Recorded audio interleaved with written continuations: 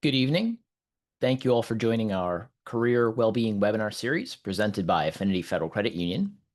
As we believe our members' overall well-being is critically important to achieving financial success, we are proud to kick off the first in our new Career Wellbeing series. Today's topic is Part 1, What is Your Motivation? My name is Grant Gallagher, and I'm your host for tonight, and I'm the Director of Financial Wellbeing here at Affinity. Joining me to present our topic as our subject matter expert is Krieker Kapagian. Krieker is the AVP Lending Platform Manager here at Affinity and an adjunct professor at Temple University. As a reminder, this webinar is being recorded, and the link to rewatch this presentation will be sent to all registrants in a follow-up email over the next few days. If you have any questions that you'd like to ask during the presentation, please feel free to use the Q&A option on your panel, and we'll be more than happy to address them at the end of the webinar. Or as this is meant to be an interactive session, please send your questions as you have them, and we'll try our best to address them throughout the conversation. Before we jump in, a quick disclaimer for you. This information is for informational purposes only and is intended to provide general guidance and does not constitute legal, tax, or financial advice. Each person's circumstances are different and may not apply to the specific information provided. You should seek the advice of a financial professional, tax consultant, and/or legal counsel to discuss your specific needs before making any financial or other commitments regarding the matters related to your financial condition. Affinity is not an affiliate, nor do we endorse or recommend any of the referenced apps or companies and/or their products and services. Accordingly, Affinity takes no responsibility for the quality, reliability of products or services offered by these apps or companies. With that, take it away, Krieker. Thanks, Grant. I appreciate your introduction there. Good evening, everyone. I trust that everyone is well out there. I'm really excited to participate in this career well-being series for Affinity and offer this to our members. So I'm going to start out by talking a little bit about me and some of my background, and how it relates to the topic that we're going to talk about today, which is specifically about motivation and understanding your own motivations. So I grew up in Morristown, New Jersey, so South Jersey. I attended Temple University. I actually have 2 degrees from Temple, one in political science and one in history. So when I first started out at Temple University, I was steadfast that I was going to be the very best corporate lawyer ever in the history of America and make gobs and gobs of money.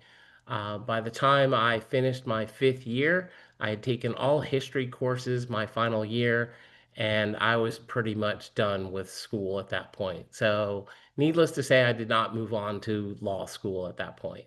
Um, After graduating, I spent some time doing some temporary jobs. I actually worked in New York City for a period of time, sending humanitarian aid to Armenia. At that time, one of my peers that I worked with happened to work in technology, and he suggested that I had the aptitude for technology work.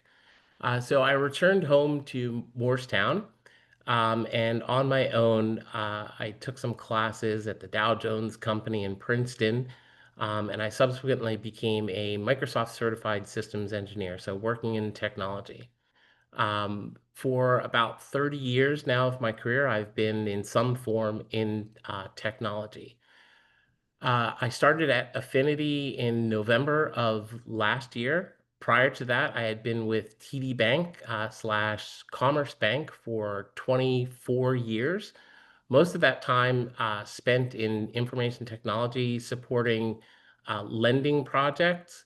But I had 2 different stints at that time in global anti-money laundering, one for Commerce Bank and one for TD Bank. So you can see and hear that my background, technology, global anti-money laundering, and in comparison to where my degrees are in political science and history, they're about as far away from one another as you could possibly imagine. Um, I have 2 kids. I have a daughter and a son. They tell me that's $1 million family. I've not yet seen that money. I'm still hopeful of that. but I have a 15 and a 17-year-old, a 17-year-old just about to graduate or starting his senior year. They are both hockey players, ice hockey players. So I spent a lot of time on the New Jersey Turnpike driving up north, south, east, west, wherever you could possibly imagine, kind of carting them around. I'm also a USA Hockey certified coach, so I lend a hand to their teams when I can. For the last 4+ years or so, I have been an adjunct at Temple University. Very specifically, I teach career development to history majors as well as College of Liberal Arts majors. And the last bullet there, I am a absolutely huge Ted Lasso fan. I think there's a lot of life lessons, career lessons in that show. Really big advocate of it. So I encourage any of you that have not seen it to watch that show. So let's talk for a moment about the diversity of my career and the topic that we're going to talk about today, which is motivations. So when I first went into Temple, uh, as I noted before, I was intent on being a corporate lawyer, and it was very specifically kind of motivated by I wanted to make a lot of money. And as time went by, and as circumstances change in our lives, um, I think it's really important to understand what it is that actually motivates you. So, familial circumstances, you get married, you have kids, our motivations can change. And for me, what I found out that one of the things that absolutely motivated me was helping other people. And we'll talk about that in a couple of minutes. And that's what ultimately led me to teaching. Affinity's been good enough to allow me to continue to pursue that passion. So I have been afforded the opportunity to work with some of our folks, like Grant, to teach some of the classes or a subset of what I teach at Temple University. And then subsequently having this opportunity to do this for our members. So I'm super excited to do it. So I'll pause there for a second, see if there's any questions, and if not, then we can move on to our next slide and the actual content of this particular webinar. All right, so who are you and what do you want to be? So today we're going to talk about a couple of different things. What are our values? What motivates us? What drives us?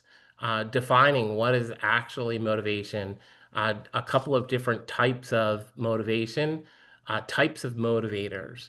And then we're going to segue a little bit into branding. So typically when I do this lecture, it is a twofold lecture. It's to understand what our motivators are, and then also about branding, defining a brand, and then ultimately kind of what makes up your brand. What do you want to be? How do you want to see? How do you want others to see you? Go on, Grant.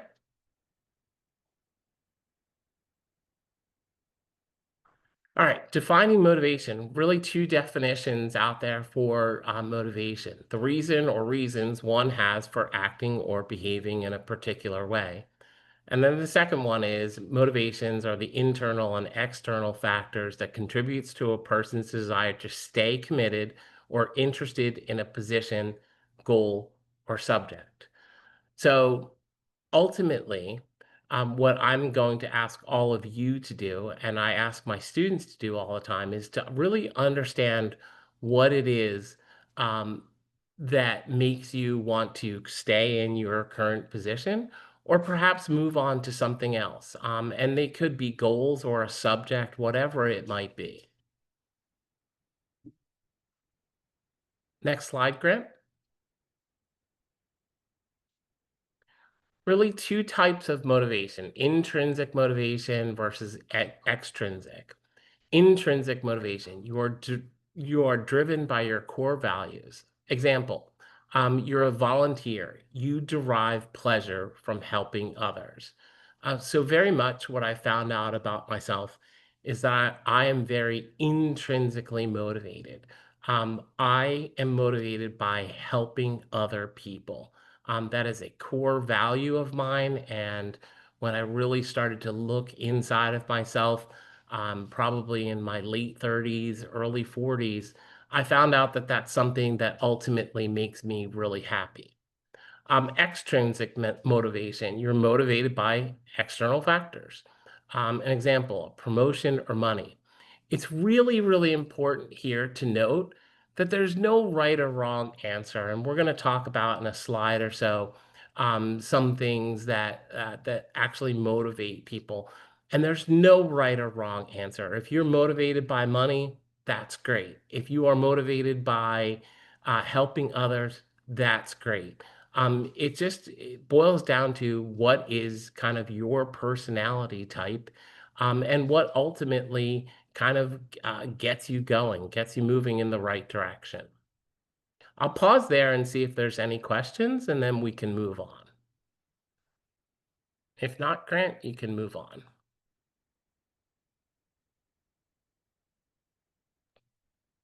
No questions currently. Perfect. So some different types of motivators, right? Power, influence, and fame. Self-mastery and growth. So self-mastery and growth, I would give the example of somebody that is really interested in being at the very top of their field, a PhD, or somebody who's aspiring to be a PhD in a particular subject, a subject matter expert. They're really motivated to be at the very top of their field. Um, Recognition and approval. This is one I generally say that I think that we all carry this value. There is not one of us amongst us, as humble as we might be, that does not appreciate being recognized or gaining the approval of others. Um, Desire to win. Um, the example that I always give, I'm a little bit of an older guy, I guess you would say. I always give the example of Michael Jordan. I grew up in the 80s watching Michael Jordan, and that man had a will to win like no one that I've ever seen.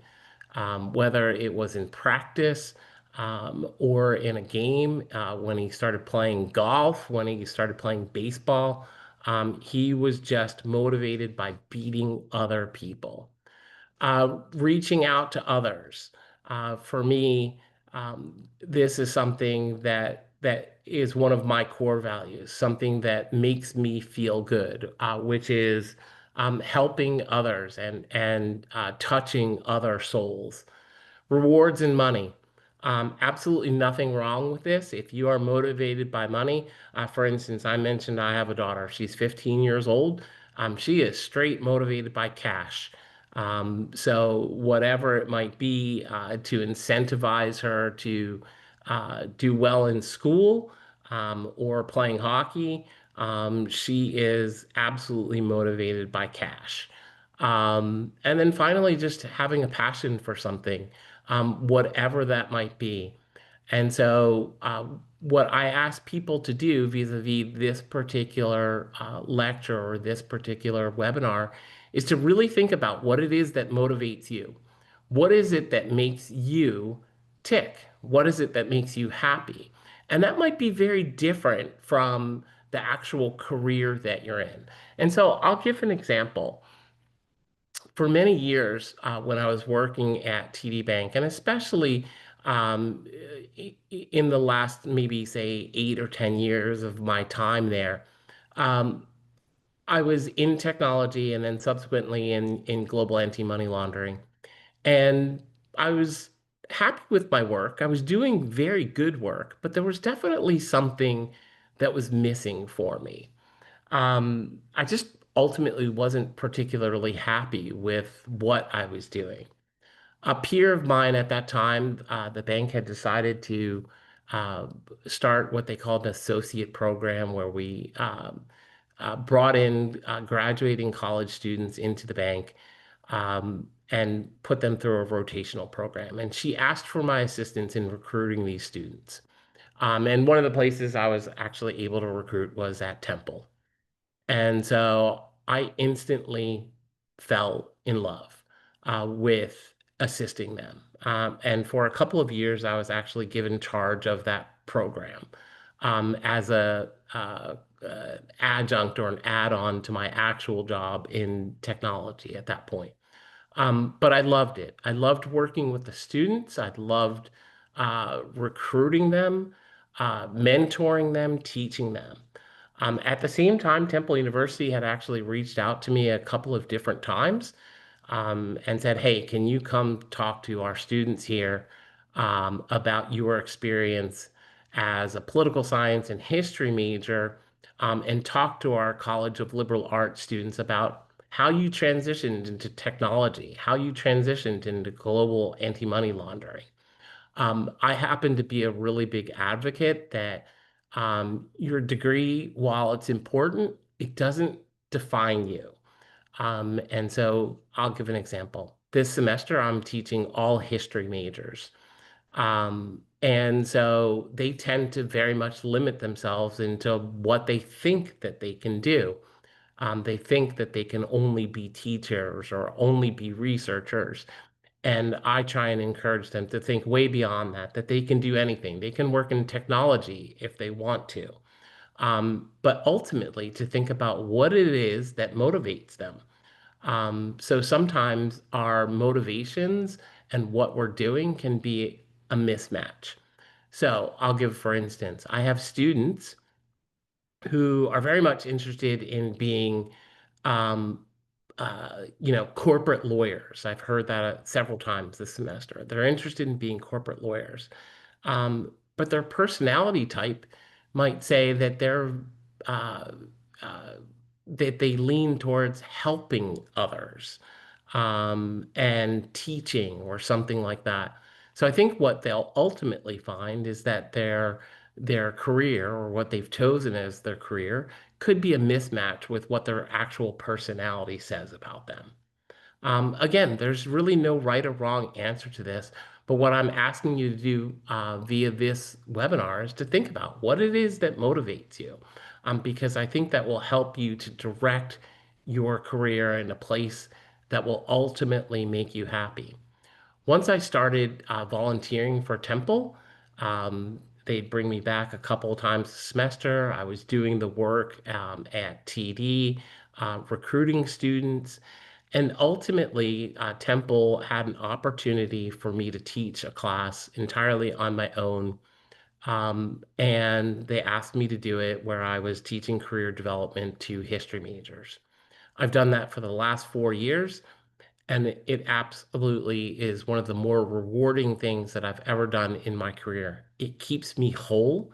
Um, the way that I explain it to people, I love my job at Affinity. I love what I do. I love the people that I'm working with, helping our members to achieve their financial goals through our lending department. Um, and it's very rewarding. But it also, for me, is something that I have to work at a little bit. When I teach, it feeds my soul. And so I would encourage you all to follow your passions, whatever those passions might be. You might be somebody where your passion is, say, music, and you have always loved music and you've always wanted to somehow be involved in the music industry, but your job right now is at a financial institution. What I would encourage you to do, if that's something that makes you happy and that's something that motivates you, figure out a way that you can get into that industry. It might be doing something like I did, where you start to volunteer your time for a recording studio, whatever it might be. But get your foot in the door and follow your passions. Any questions there? Perfect. Grant, you want to move on? So, how do you determine what your personality is or the type of personality that you are? I encourage you, a lot of you probably have taken some of these tests in the past. A Myers-Briggs test, I remember taking one probably when I was in high school or middle school. Um, the one that I happen to be most familiar with right now and that I encourage my students to actually take is 16personalities.com. Grant just posted it in the chat there.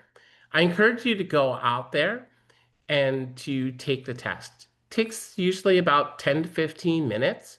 And it'll ask you a number of questions, and at the end, it will give you a result. It's free to take. Um, but then I encourage you to really look at those results. It will have results and categorize them from anything from your love interests to your relationships or your personal relationships. And there's also a tab that talks about your career, things that interest your particular personality type um, uh, and the career opportunities that might interest you. When I've taken this test, and I take it periodically, usually twice a year, something like that, to see if my personality has changed or adjusted in any way. For me, when I read my 16personalities.com, um, it is frighteningly accurate. I would say probably on the order of magnitude of 95 to 99% correct. And it's just very true and it resonates with me. So, what I ask especially young people to do is to take that test and think about if your career aspirations are really lining up with your particular personality type. And if they're not, there's nothing wrong with that. The reality is sometimes we need to take jobs that pay us enough money to put a roof over our head, to put food in our mouths. That's just the reality of it. Um, and so, um, but looking at your personality, you might be able to drive your career in a more refined fashion that will ultimately make you happier. Okay? Any questions? I know Grant just posted something right there. When you're ready, Grant, if there's no questions. And I will say 16 personalities in Myers-Briggs, they're very, very similar. You'll find the results generally to be very similar, but I think that 16 personalities is pretty user-friendly. Like I said, it's free to take you about 10 minutes, and hopefully you'll see that it's probably pretty accurate for your actual personality type. All right, no questions currently. And if you're watching this as a recording, I do want to remind you that we will provide these links in the email that went out that included the link to the recording. Perfect. So you can see here, Grant and his team put a couple things up on what 16 personalities look at. On the right-hand side, you'll see actually this is my personality type. I'm a protagonist. The actual personality type I am is an ENFJ. And you can see on the left-hand side, it talks about careers, relationships, and things that nature on those tabs. So in your own time, go out there, take the test, see what your personality type is, and see if your career is actually a match for your actual personality type. All right, next slide, Grant. So we're going to transition a little bit into talking about a brand.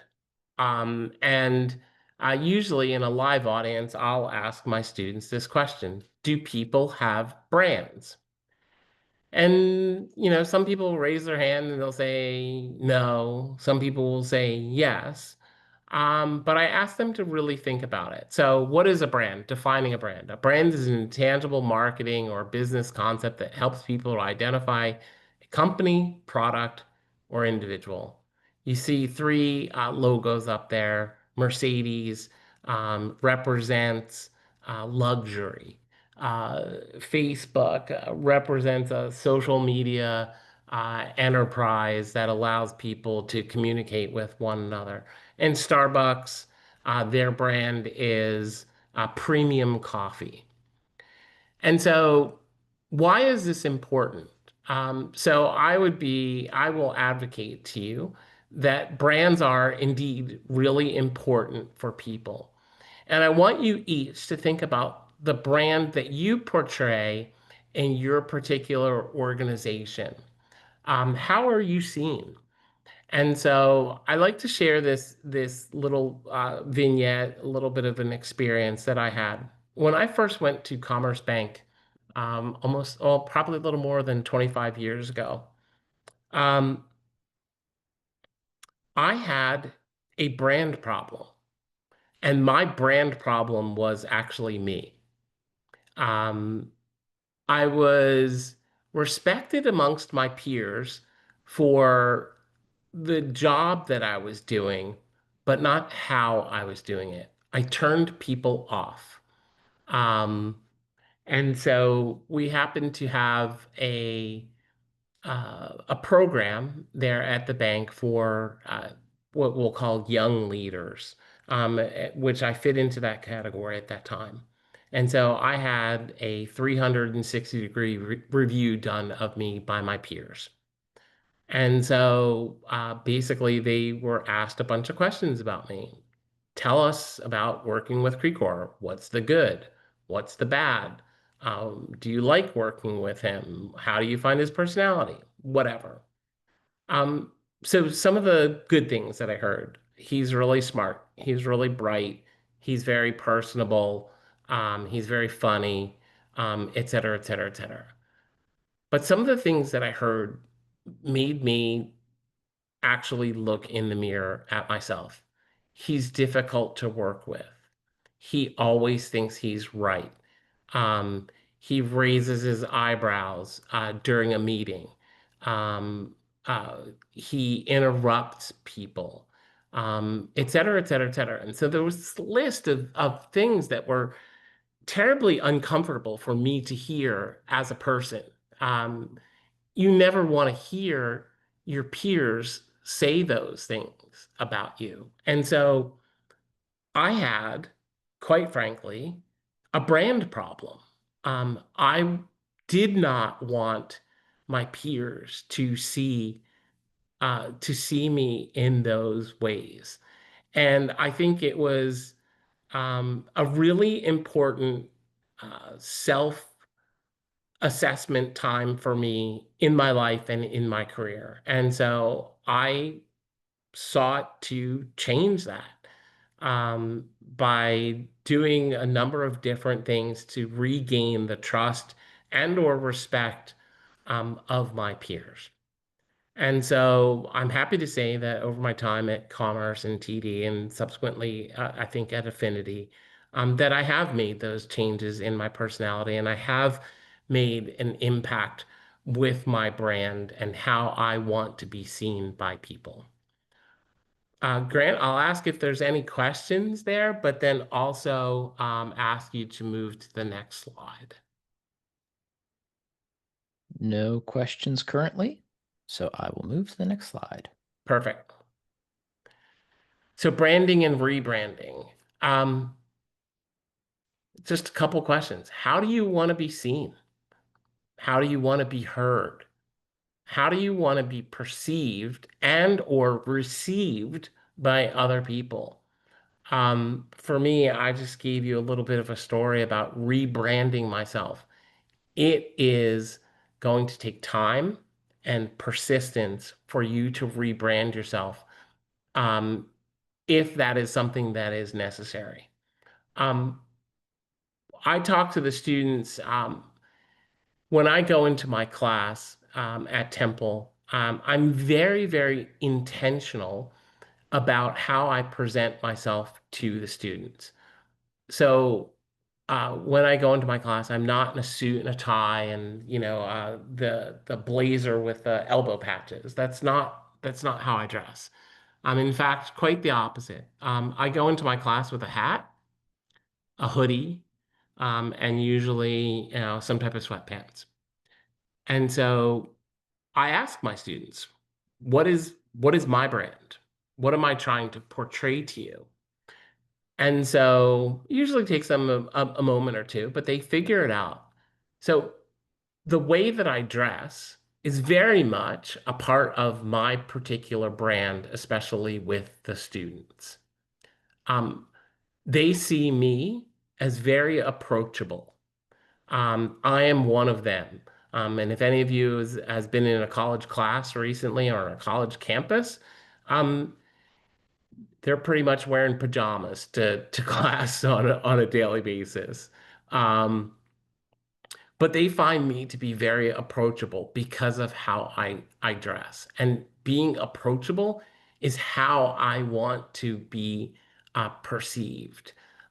Sharing stories with them of the mistakes that I've made in my career makes me very human to them. I am not a perfect human being. I'm not the perfect employee, nor have I been, nor will I ever be.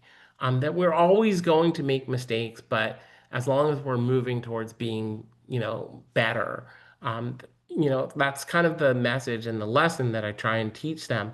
But that's how I want to be perceived, that I'm approachable, that I'm a human being, that I'm just like them, and that I was just like them. I was a history major, not knowing exactly what I wanted to do with my career.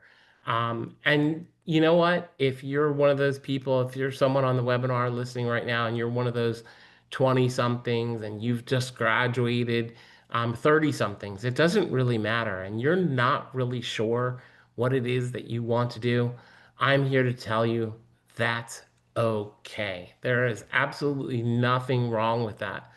The truth of it is that statistics tell us that people change careers 6 to 7 times in their lifetime. 6 to 7 times people change their careers. So that's not insignificant. So if you think that you're doing something right now and you're going to do it for the rest of your life, um, that's great. That may well be the truth, but statistics tell us that that's not always the case. And I would argue that there's probably reasons for that, whether it's familial life circumstances, or it could be a change in your personality that says, I'm not particularly happy about what I'm doing right now. It does not make me happy. It does not fill my soul. And then finally, when I talk to students, especially about this, and then it goes for adults as well, be very mindful when building your brand about your digital content.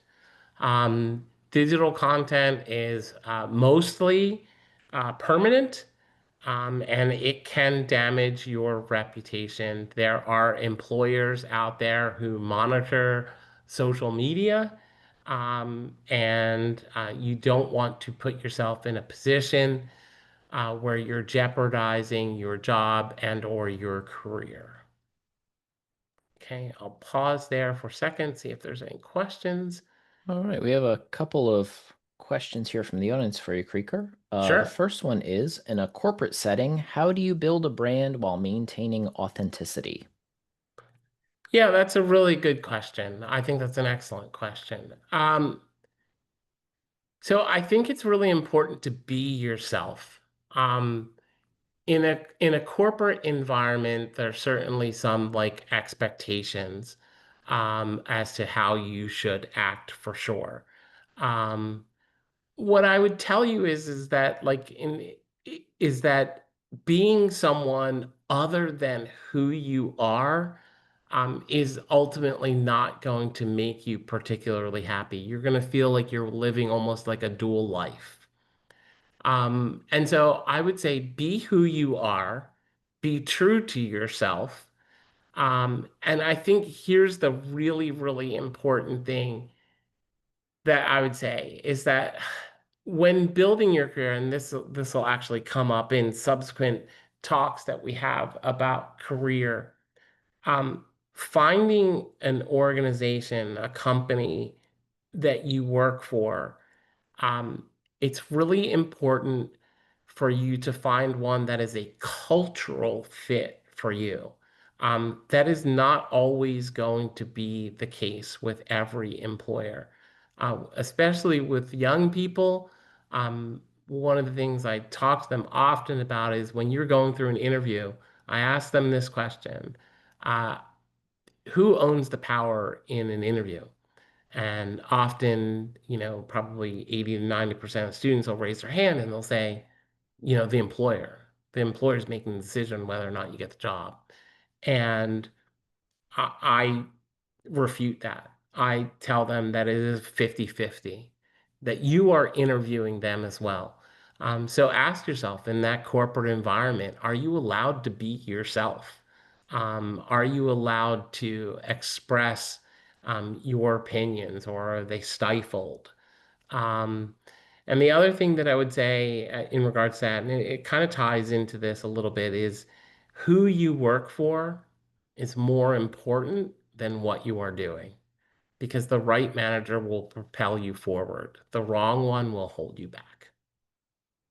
I hope that answers your question. Thank you, Krieger. The next question we have is, how do you recommend balancing your digital presence to be both professional but still able to share fun content with your personal network? Yeah, I mean, I think it's a good question. It's certainly one. It's a little bit of a balancing act for sure. Um, and I think that's probably the answer. It's a balancing act. I don't think that we want to be so restricted that we can't share, kind of some funny memes online or something like that. But at the same time, we have to understand that it is a digital world, that people are looking.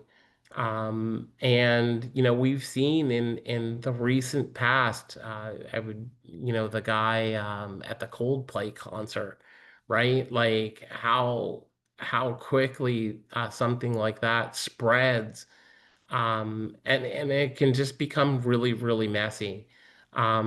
So how do you manage it? I wouldn't want people to be um,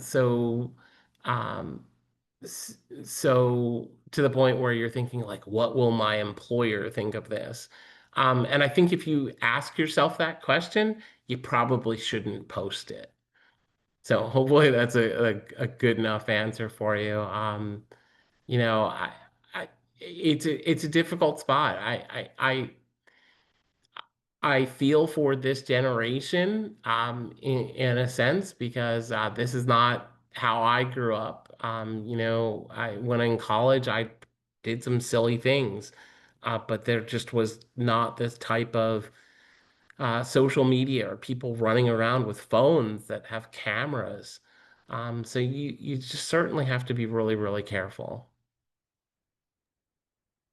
Thank you, Krieger. There's no other questions at this time. All right, and I think that's it, Grant. Maybe another slide or two. Cool. Yeah. So a couple things. Make what makes up your brand. So your resume. Your resume is usually your first step into an organization. One of the lectures or discussions that we're going to have in subsequent webinars is about your resume, and so make sure that your resume is neat and crisp and clear, free of grammar errors. Um, those things are really, really important. Your attitude. I talked a little bit about my previous experience, and how people saw me as having an attitude, and I didn't like how that felt, that people were perceiving me that way. Written communications. This for me is a really, really big one. Be professional about how you respond to people in email at work, or if you're applying for a job. Um, Handshake is a tool that's used in university settings, but your LinkedIn profile, that's certainly something that can help you to build your brand. Um, your mode of dress. I talked a little bit about how I dress around the students, and that's just it's comfortable for me, right? Like that's just being pragmatic, but it's also very intentional to make sure that I am approachable to them, and because I don't want to have them be scared to ask me questions or things of that nature. And I'm proud to say that each of the semesters that I've taught my class, I absolutely, so we do at the end of each semester, there's a survey that's done with the students. And each semester, I absolutely destroy all of the department numbers, the university numbers across the board. And it's because I think that I'm really relatable to the students. Your mode of speech, how are you talking to people? Are you talking at people or are you talking to people? And your nonverbal cues, like, so I mentioned, some of my peers mentioning, 25 years ago that I would like roll my eyes or something like this. If you can see, if I'm sitting in a meeting and my arms are crossed, this is a very closed manner of communication. It says that I'm shut. I'm really not listening. And so nonverbal cues are really, really important to try and manage and be mindful of for sure. And then one that's not on here, that I think is critical is just being a good listener. Listening to people. That is probably, if I had to say, the biggest change that I made in my own approach and my own rebranding was truly, truly listening to people and what they had to say, even if I disagreed. But being respectful enough to listen to what other people have to say, acknowledge that you heard them. And then if you have a differing opinion, that's perfectly fine to present that, but listen to people because that's how we learn ultimately. So I'll pause there and see if there's any questions. And if not, Grant, I think you can go to the last slide, which I think it might be one more. Yeah, just Yep. question Q&A time. So at this time, I'd like to remind you that please feel free to put any questions you have in the Q&A panel, and we will answer them right here on this session. While you're typing in those questions, I did want to remind you that this is part one of a six-part series. By registering for tonight's webinar, you are registered for all six remaining or all five remaining webinars. The next session will be on September 30th on building your resume and cover letter, same time at 6 p.m. Eastern Standard Time. The following session will be October 14th on interviewing skills. October 28th, we'll be covering compensation and salary. November 11th, we'll be covering what does being a leader really mean? And finally, on November 25th, we will be covering lessons on success. All right. It does not appear that there are any further questions from the audience. So I will bring us to the end to wrap things up. I do want to thank you all again for joining for our first session of our Career Wellbeing webinar series. Tonight's recording will be sent as soon as possible to all registrants. You can expect to see that in your inbox within the next few days using the email that you registered for this session with. Again, we hope to see you at the additional sessions for the remainder of the series. And again, Creeker, thank you so much for all of tonight's great information. Any closing words you'd like to add? I'd just like to thank you, Grant. Thank Affinity for giving me this opportunity. Should anybody have any questions, I'd be happy to answer them vis-a-vis Grant and his team. But thank you for taking the time today, and I wish you all luck in your career. Look forward to seeing you all again in subsequent webinars. All right. Thank you so much, Creeker. That concludes tonight's webinar, and have a great evening. Bye-bye.